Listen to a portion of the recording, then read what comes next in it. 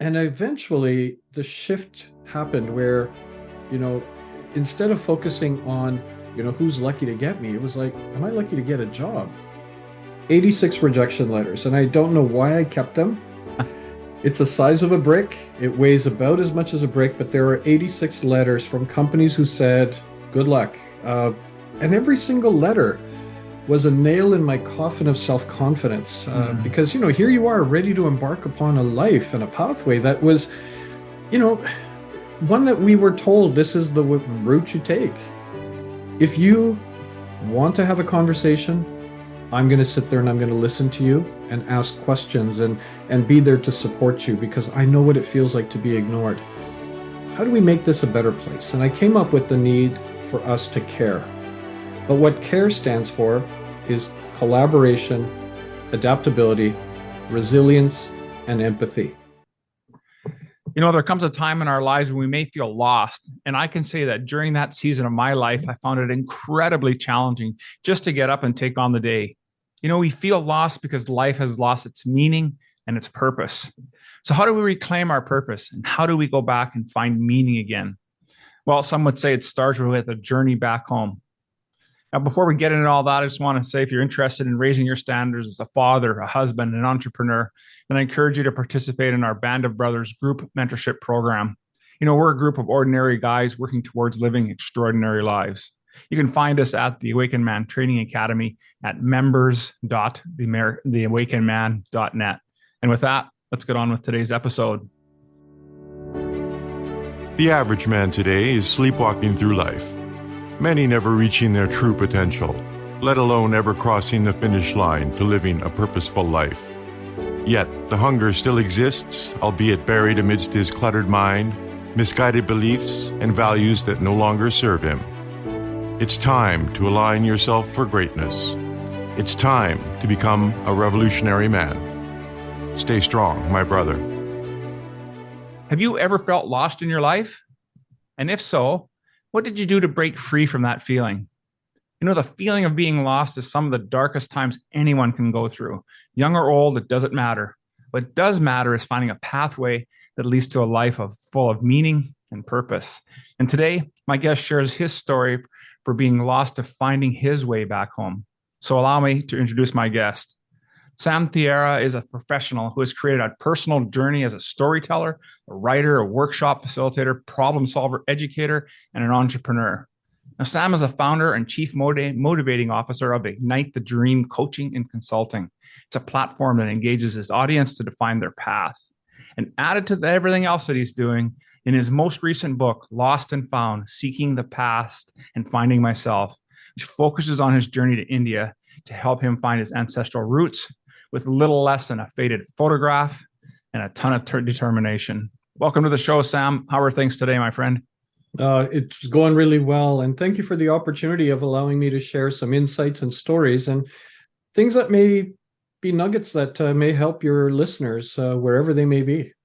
Absolutely. And that's the hope for it. Well, my first question is I ask all my guests is that in here at the Awakened Man, we always talk all of us being on our own hero's quest, our own journey. So tell us a little bit about your journey, specifically how you overcame the challenge that you were faced with and how that paved the road to who you are today and the work that you're doing.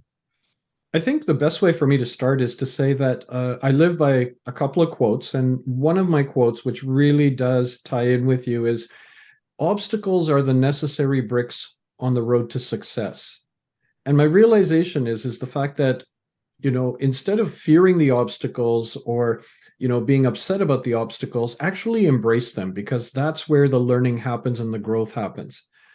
The easiest way for me to describe it is, my life was and I love the way you said that. The fact is that, or we may feel our ordinary lives, but actually they're extraordinary. And I think my life started out ordinary. I mean, I went to school, went to university, graduated, and typical aspect of having a regular narrative that, you get a job. And I just remember sitting at graduation and then, thinking, okay, business and political science, it's a great combination. I mean, who's lucky to get me?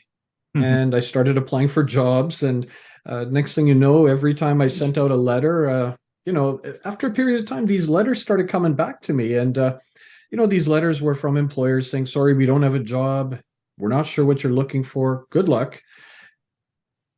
And eventually the shift happened where, instead of focusing on, who's lucky to get me, it was like, am I lucky to get a job?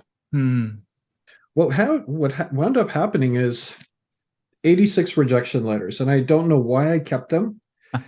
It's the size of a brick. It weighs about as much as a brick, but there are 86 letters from companies who said, good luck. And every single letter was a nail in my coffin of self-confidence, because, here you are ready to embark upon a life and a pathway that was, one that we were told this is the route you take. Well, eventually after that, I did get my first job, and, think of it as business and political science. I mean, yeah, government, right? That would be what you get. Yeah.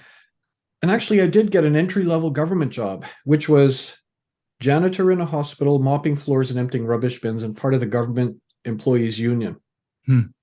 Now, instead of looking at this as a negative, again, the obstacles are the necessary bricks on the road to success. Yeah. I said, no, okay, here I am. This is the starting point, but what am I going to gain? And there were 3 life lessons that actually still carries me to who I am today. The first lesson, my father said, I don't care what you do the best job possible because your reputation's on the line. And you know what? To this day, anything that I do, whether it's a one-on-one conversation, working on projects, delivering workshops, I pour my heart and soul into it. Second valuable lesson. There were times I used to get on the elevator with nurses, doctors, and administrators. Not always, but there were times, and you were ignored because you're not a professional. I know what it feels like to be ignored. So as a result of that, I have these one-on-one conversations. It's been about 5,000 to date. If you want to have a conversation, I'm going to sit there and I'm going to listen to you and ask questions and be there to support you because I know what it feels like to be ignored. Third valuable lesson, rather than looking at, being a janitor as the obvious, well, this is a job and I have to mop floors and emptying rubbish bins. Instead, I looked at it as, what am I going to learn that's going to help me as I move forward? And I think it taught me that in anything that we do in life, as long as we keep an open mind, there is an opportunity to learn and to grow as an individual. And I think that starting point, at the time, I didn't appreciate it, but I think it was something I desperately needed as a bit of a straightening piece to get me on track. All of that has led me to where I am today. And I often tell people that, those 86 rejections, yeah, I didn't appreciate it in the beginning, but I look at them now. Do you know that many of those companies no longer exist? I still do. So do so many of the people I engage with. You're going to outlast them. And the second most important thing is, do you realize if one of those letters would have materialized, I wouldn't be with you today. My life would have gone in a different direction. And I'm actually really grateful for the direction it's gone because it's given me so much of an opportunity to give back to people, to help them in their journey and to help them grow as individuals. Absolutely. What a great way to start our discussion here today, Sam. I just, you're talking about, the obstacle being that necessary brick on our life. And I think back to how many obstacles and bricks, I'll say, in my lifetime that I was able to work through, but yet I'm still carrying. And so I'm wondering, as your journey has evolved, are you still carrying any bricks or have you been able to put them down? Well, those bricks I put down a long time ago, and it was always this appreciation. But there are always bricks that emerge. And it comes back to this thought that I had read from somewhere. And it said that 2 monks were walking along in silence. And they happened upon a stream. And there was a maiden at the stream. And she wanted to cross, but she didn't want to get wet. So she asked one of the monks if they could help her get across. Without saying a word, one of the monks just sort of, bent over, stooped down, put her on his back, and then carried her over and dropped her on the other side. And as they were walking, about 5 miles down the road, the monk that didn't carry the woman suddenly broke his silence and said, you shouldn't have done that. That's not something we should have done. Or you should have done, as that's not part of our practice. And the monk said, I dropped her on the bank. Why are you still carrying her? Yeah. And I think that's a poignant piece that, instead of carrying these bricks, realize the significance of them and move on. And I remember I wrote a quote that was, in fact, I just sort of wrote one this morning on my Instagram. And the quote basically said, one must really appreciate within instead of focusing outside. Because what you're going to do is when you focus on within and realize what you have, instead, when we look out, we look at people around us and we look at what we lack. Yeah. Let's focus on what we gain, what we have, and celebrate who we are as individuals as opposed to what we lack. Because I could look around and say, yeah, this person's better at that, this person's better at that. But the interesting thing is we never look at, well, what about the people looking at us saying, man, this person has it all together. Mm-hmm. Mm-hmm. Yeah, that is so true. And thank you so much for bringing up that concept, because a lot of the work that we do here at the Awakened Man is helping guys reclaim themselves and find that meaning and purpose. And so when I was getting prepared for our discussion today, I saw that the work that you had done, and I want to get into your trip to India and that as well, and some of the discoveries you had from there. But the thing is that we'll also talk about, it's about, what are you evolving to? What do you aspire to become? Mm-hmm. It's not about, hey, I need to lose some weight. I want a 6-pack abs. It's about, what are you aspiring to become? Or what kind of man will you be? In order to achieve that, what does that look like, feel like, sound like? How do we embody that practice? And I think it sounds like that's some of the work that you're doing as well.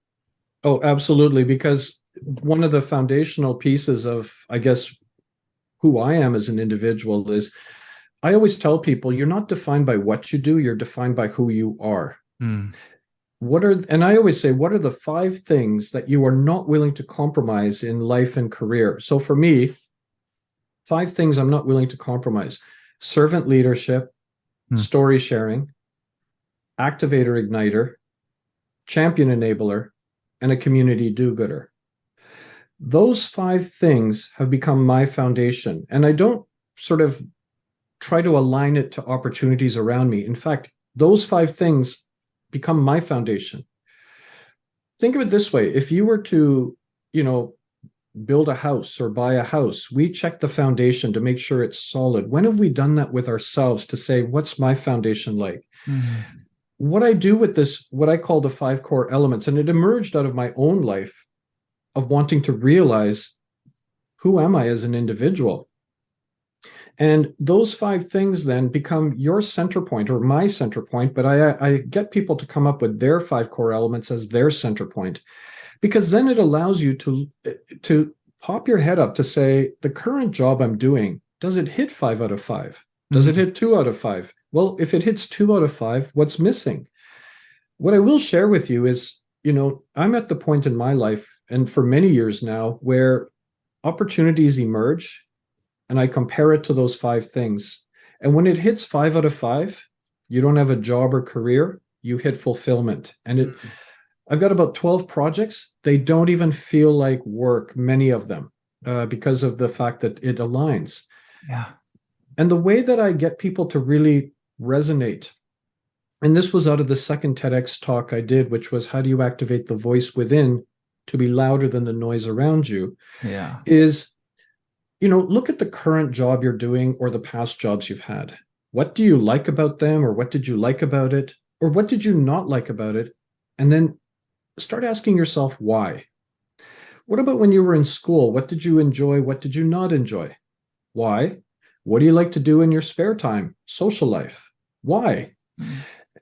And start tinkering around with words or looking for things that resonate, but don't try to align it to what you do, but forget that. Put it aside and say, here's what's important to me. And this suddenly becomes your foundation. Now, people are fearful because they're like, Sam, you're making me pick 5 things. What if they're not the right words? I'm like, you start from this point and you can change it anytime in your life, and mine have changed. Absolutely. So it's a center point, the way I also describe it is, instead of walking around with a compass in your hand to try to find the direction you need to go, with the 5 core elements, you become the needle and you can guide yourself. Absolutely. Just love that. And what I really liked out of that was, there's lots of stuff I really liked, but I really liked about how you talked about that these 5 core elements aren't necessarily fixed. Because one of the things that we talk about as well is that when some of the work we do is really taking a deep dive in our values, and are they truly our values, or are they borrowed? And something that we value today, we probably didn't value when we were 20 or 30 or 40, or even take whatever time in your life. And I found that, especially if you go through anything that's traumatic, a real life-changing event, your values and the things that you believe about life and the world changes and shifts, because our perspectives have now changed. And so I liked how these 5 core elements you've created, for yourself, but helping others do that it's malleable. Some of it may stay consistent, but some of it might change and need to change based on what's happening. And are you seeing that within your work? Oh, absolutely. In fact, yesterday I was working with a student, same thing, nailing down 5 core elements. And they said afterwards, it was like, oh my gosh, like, instead of just being a leaf in a stream that's just flowing along, I've actually pulled myself out of the water, and now I get to guide the direction. Now, again, to be fair, your first job may hit 0 out of 5. It's what you have to do. And you don't have a choice. Corporate culture, pay, benefits, none of this is going to matter. But it starts somewhere. But now when you have the 5 core elements, you can balance it and compare it and say, okay, it's missing this. And you can go talk to your employer to say, look, these are things that are important to me. Is there a way that we can maybe integrate some stuff? And when they learn it, it provides more strength. I also find it really fascinating when I share this exercise with young professionals and they go for a job interview. And the employer asks that famous question, tell me about your strengths. Tell me about who you are. And what do? We look up to the ceiling because that's where the answers are. And we say, I'm a hard worker. I'm good with technology. I communicate well, and I'm a team player. Great. But so is everyone else. Yeah. If you were to say the 5 core elements, I am driven by these 5 core elements, things that make up my foundation. And then you rattle them off and explain why. The employer's sitting there going like, okay, this person has some solid understanding of who they are. Yeah. Yeah, totally love that. And what a great example as well, because usually that's pretty cookie cutter response. And it's because we're thinking, what do they want to hear in part? And we're not assessing our own needs and wants, because in any relationship, whether that's business, personal, whatever, we have to have making sure that our needs are met as well. And this tool that you've created, it's a phenomenal way for young people to start to dive into that inner work. Because I wish I had that in my 20s, because in my 20s, man, life was a lot of fun. But if I know what I do now, wow, well, how much different would life be in my 50s? I wish I would have known myself too. And I always share with not just students, but professionals as well, is, think of a corner store and maybe Starbucks. And let's say not in where you are or where I am, but let's say it's a beautiful sunny day and we need to buy a pair of flip-flops. The corner store, I mean, they sell food, lottery tickets, coffee, fried chicken, hardware, and Starbucks, tea, coffee, food-related items. Yeah. Now, if you need to buy a pair of flip-flops, would you go to Starbucks? And the answer is absolutely not, because we know that they're tea, coffee, food-related items. But you might be able to go to that corner store because they might carry it. And if they don't, next week they will, because somebody came in and asked for it. The idea is, with these 5 core elements piece, is the fact that it becomes your signature. Yeah. And employers are going to be like, okay, this is what you're capable of. And really, it's about building your brand like that Starbucks brand, so people know this is exactly what you can do. Now, people may argue, but isn't it better to be the corner store because you offer so much? The answer to that is they're not wanting to understand if you can do it. They want to know the people who can do it. Yeah. So that's why you need to build that solid brand, that solid piece that says, this is what I'm capable of. And I mean, where I am in life, I mean, opportunities emerge and people are contacting as a result because of that solid background and foundation that you now hold. Absolutely. And that's the key for it. And this development is always an ever evolving process, right? We keep refining it. We keep refining it. We get to a point where it's no longer that much of a having to think about it, because we've embodied these 5 elements. We've put them in play, and maybe the language around it shapes and changes a little bit as we mature, and it matures in us, as not necessarily getting maturity in terms of age, but as we start to really feel into it, we get an opportunity to express it in many different ways. Yeah, absolutely. Tell me a little bit about the book now, Lost and Found, your journey to India. I'm really intrigued. You have this faded picture. Tell me about that whole experience about traveling there, what you were able to discover about yourself and your family, and how that really grounded you. Yeah, I mean, think of it this way. I grew up in, Canada, but I was born in England. So think of it this way. I'm a British-born Canadian. My parents are from Fiji Islands, and my grandfathers come from India. And you've got this multitude of understanding and background. And, the other part of me that was growing up here in Canada is the fact that, I mean, I was born in England, but to many British people, I'm not British. I was raised in Canada, but from a visible standpoint, I mean, I'm Indian, but people would look at me saying, well, you're really not maybe Canadian either. Fiji is distant to me because I never lived there, and India is even more far removed. And the best way for me to describe it is I'm a person from nowhere, but everywhere, because there isn't anything that became a solid foundation. However, I always thought to myself, okay, how do I capture the essence of who this person is? And my life was always what I call a thali. And a thali is a platter with segmented dishes. So I'm British, Canadian, Indian, Fijian. I played 11 years in an Irish military pipe band as a drummer. So maybe there's some Irish chutney in there as well. By going to India, I needed to realize a little bit more of that anchor point of, what was missing. Because growing up in Vancouver, the challenge is the fact that, you play hockey, you eat hot dogs and scrape your knee, you bleed maple syrup. I mean, you basically, that's who we are as individuals. But it was only when I got to university and I'm meeting a more global audience, I started to realize what I was missing. And that was part of it. My friends who were, coming from India, Pakistan, or other places around the world would share their culture, share their food. And I felt like I was missing something. So I had a conversation with my parents and my father, especially because, I knew my grandfather from my paternal side left India when he was young and wound up in Fiji. And then eventually my parents moved to England.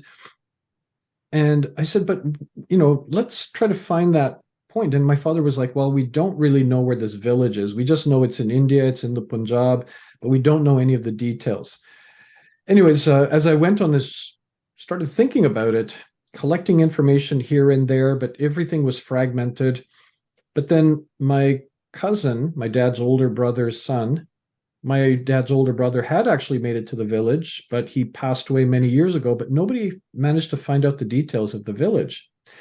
But 2 days before I left for India, my cousin in the States sent me a faded photograph. And the photograph is basically orange, dingy, faded. Yeah. And it basically, people from the village. And I thought, okay, well, at least I've got this. I had the name of the village, but then a day before I left, my step cousin contacted me from Fiji and he said, well, I made it to the town nearby and the village name is something else. So think of it as the village name that I understood is called Chadodi. It sits 6 miles from this town called Garshankar in the district of Hoshiarpur. So we're narrowing it down. But my cousin said he made it to Garshankar, the town, but never found the village. But the name of the village is not Chadodi, it's Janodi. And I couldn't find Janodi anywhere, but I found a place called Jandoli, 5 miles from Garshankar. Jandoli, Chadodi, talk to my parents or my father? And he said, maybe, because it sounds like this is the essence. Think of it this way. You've got a foreigner going to a land that should not be foreign to him, in search of a needle in a haystack and not even sure where the haystack was. And it was ups and downs. But for the identity piece, I remember I woke up one morning, like 4 a.m. in Punjab, and it hit me that I always looked at my life as that thali, this platter. But actually, instead of a platter, I'm actually khichdi. Khichdi is an Indian rice dish, which is a blend of flavors. It's a blend of spices. So instead of segmenting my life, it's bringing it together into a way that I could best describe it as a mix, and embraced it. And I said, oh my gosh, I'm khichdi. But the interesting thing is, so many people that I've shared with so many different cultural backgrounds said, oh my gosh, I'm khichdi. So they're all khichdi. We're all khichdi. The village was an interesting one because it was ups and downs, and just going from place to place, not finding the village, getting disappointed. And in my journal, I wrote about it. And finally, I just said, forget what everyone says. Let's just get to Garshankar. Let's just talk to people. And people said, nope, never heard of the village. Don't know where it is, etc. But one person said, oh, Chadodi, well, actually, it's up the road this way. I'm very guarded at this point. And the car drives up to this archway. An old man is sitting there. We show him this picture. He looks at it and he goes, actually, yeah, I'm not sure of the house, but I think the person in the back, who you can't even make him out on this picture. And this guy's like about 80 years old, no glasses. I'm like, okay, well, here we go again. Another setback. I'm ready. Yeah. And he takes us to a house. People come out. And when they came out, a lady in this picture, she basically looks at this picture and she goes, oh my gosh, that's me. Who are you? And I'm going like, and I was like, wait, did I hear you? This is you in the picture? And she goes, yeah, that's me in the picture, but who are you? So that's how I was able to find my grandfather's house. It was just like, I don't know how it happened, but here's somebody in India recognize themselves, and people are like, are you sure? And when I showed her a picture of my dad's older brother, she said his name without me saying anything. And she goes, yeah, he never came back. Where is he? And I had to tell her he passed away. Yeah. But that's where the journey can be captured, called Lost and Found, Seeking the Past, and Finding Myself. Our village and my identity felt lost. And then lost and found. It was found. And seeking the past, I had to seek the past in order to find myself through that process. And for your audience, I just wanted to share this point because I get a lot of people saying, well, it's amazing that you were able to find your village. It's amazing that you were able to do that, but I will never do that. And I remember, numerous conversations I've had with people. For example, a person from Sicily, he basically said, we have no records. We have no idea where and how and all that. But, it's great that you did it, but I will never. And I asked him, I said, did you go to Sicily? And he said, no, well, I went to Sicily. I said, yeah, but when you were there, was there a connection? Did you feel something that this is where your ancestors are from? And he said, well, yeah, that I felt. And I said, well, you did exactly what I did. I had a different experience by finding the house, but you had the same feeling that I had. And I think we all may feel that we feel lost, but equally at the same time, if you feel that connection, you are found.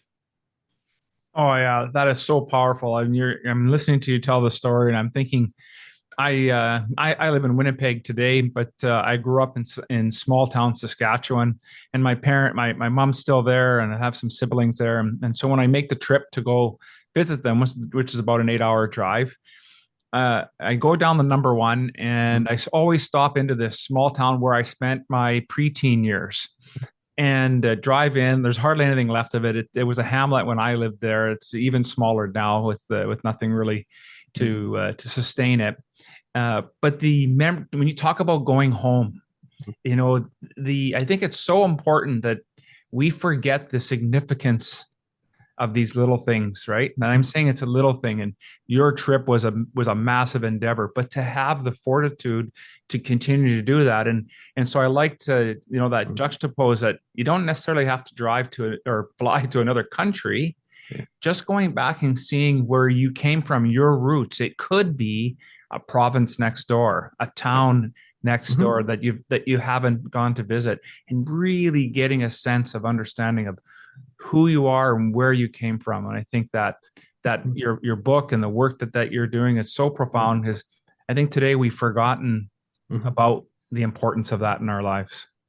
Well, and I'm in the process of now making it into a screenplay. So the screenplay is ready, and now we're just going to field it out there. I just think it's a beautiful story that needs to be shared. And it goes back to what you also said in the very beginning. And that was my first TEDx speech, which was discovering the extraordinary in the ordinary. I think the fact is that we feel our lives are ordinary, or we just go through life in autopilot. But embedded in the ordinary are these tremendously extraordinary experiences that sometimes we need to have an awakening. And the way that I describe it is how you take something ordinary and make it extraordinary is through a concept I came up with called CARPE: curiosity, appreciation, reflection, perspective, and experience. Nice. Those 5 elements help us to really identify something and add significance, purpose, and meaning to it, so that it makes it even more than the obvious. And I'll just give you a quick example is, I carry with me puzzle pieces. So, there's a single piece of a jigsaw puzzle. And if I was to give a single piece to you, what can you do with one piece? Not much. No. But that's what we feel like. We feel ordinary. We don't know where we fit in. We don't know the bigger picture. But the way I make this extraordinary is I tell people, instead of focusing on the single piece, I hold a satchel. And that's where my puzzle pieces are. And if I give you a piece of my puzzle sits incomplete without you. Do you realize how important you are to me? And I see a transformation on people's faces. And, I've given over 5,000 pieces in the world to date, and they're taped to mirrors. People say it reminds them that someone said I matter. Traveled in backpacks around the world. It's in wallets. And 10 years after I started doing this, I get people still finding me and saying, look, I found that puzzle piece you still gave me years ago. I still hold on to it. I think sometimes that's all we need, is that little bit of that extraordinary in the ordinary, just to remind us of how important we are. Oh man, that is so powerful. And thank you so much for sharing that puzzle story, because I was really looking forward to hearing it. And what a profound way to remind us of just how connected we are. I may not spend every moment of every day with somebody, but there's still that piece of that resonates with them, for them.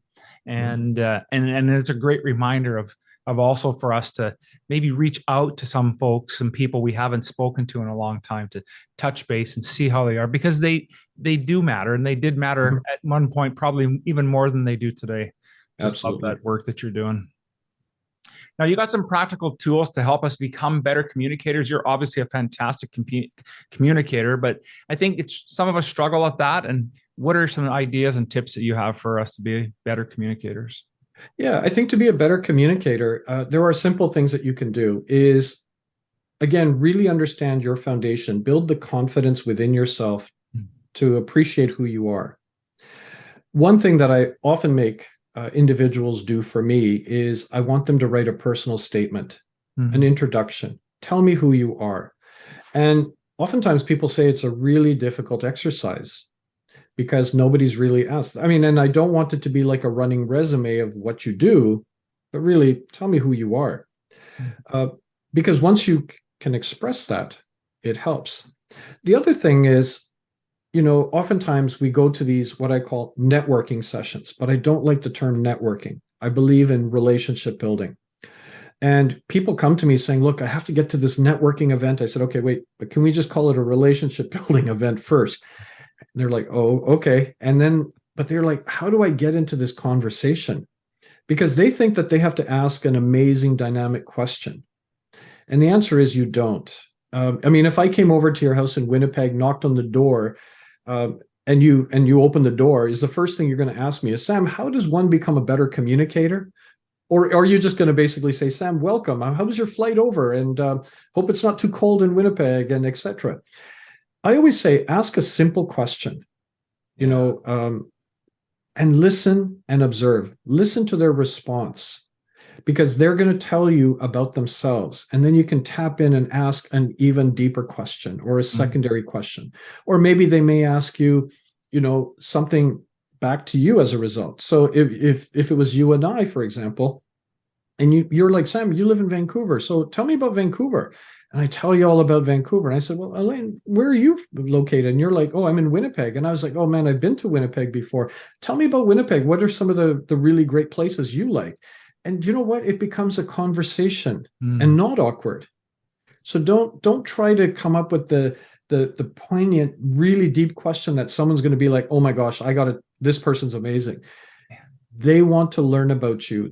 And it's through just a casual conversation that these things emerge. So listen and observe and build into it and have a dialogue with each other. I think sometimes, it's strange because, we all have our cell phones, and this is a device that connects us, but it also disconnects us. And sure does.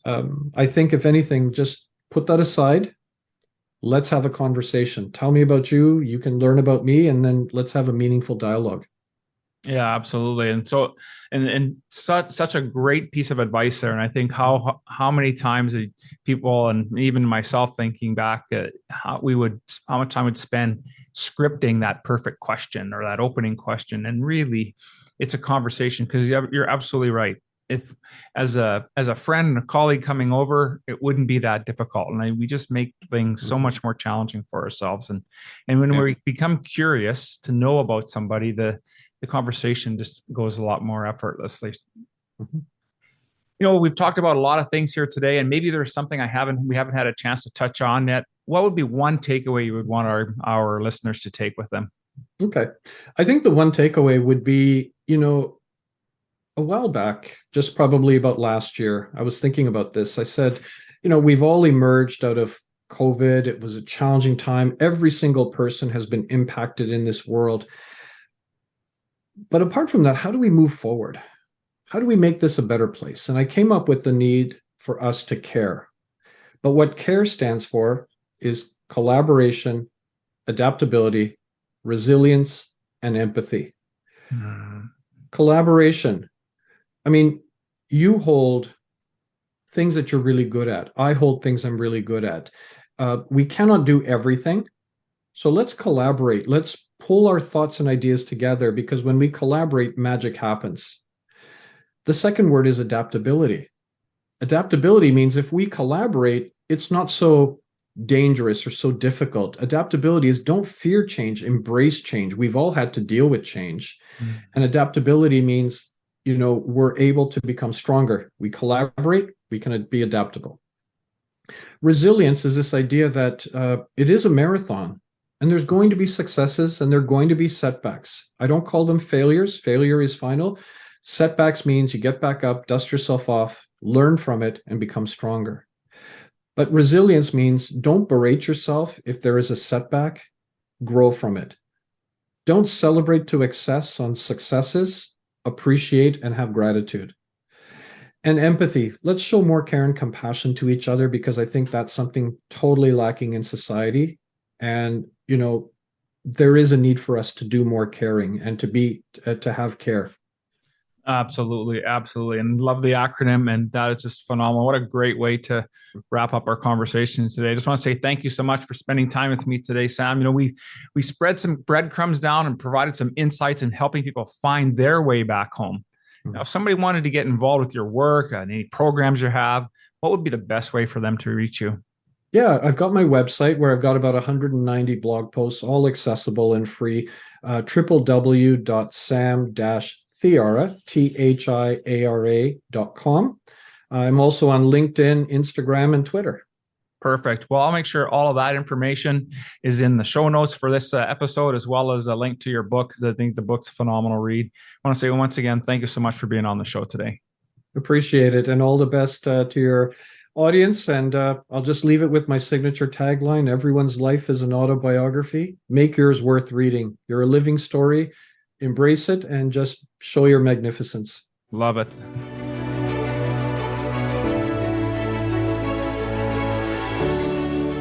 Thank you for listening to the Revolutionary Man podcast. Are you ready to own your destiny? To become more the man you are destined to be? Join the brotherhood that is The Awakened Man at theawakenedman.net and start forging a new destiny today.